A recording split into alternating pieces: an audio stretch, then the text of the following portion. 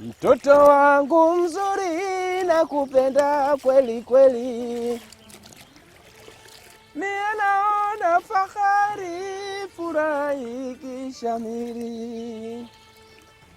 Sasa tujiandae kwa ajili ya kuoga.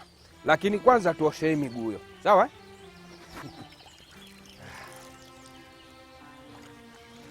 Hii ni mikono yako.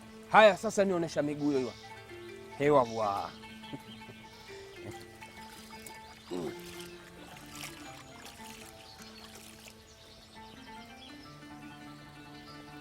Dongo, hizo si tamaduni njema. Kazi hiyo ni upuuzi. Huu ni muda wa kazi. Wewe kumkaa hapo acheza na mtoto kwa kumrushia maji badala ya kumpeleka nyumbani. Mie sasa hivi natoka shamba ninajichokea. Ninasema mpite hapa mtoni mjimwage maji ndio nikapumzike. Sasa sikiliza. Nataka unyamaze kimya. Mchukue mtoto mara moja mpeleke nyumbani. Yahe kumkaa kama ulikuwa huna mipango. Na kwenye maisha ukikosea kupanga, jamaa yangu wapanga kukosa. Na ukisikia kukosa ndio huko. Yahe huna aibu.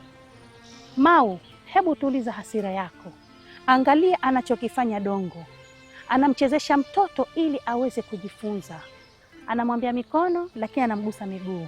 Mtoto anacheka, anatafuta, anakumbuka tofauti yake. Hivi ndivyo anavyojifunza majina ya viungo.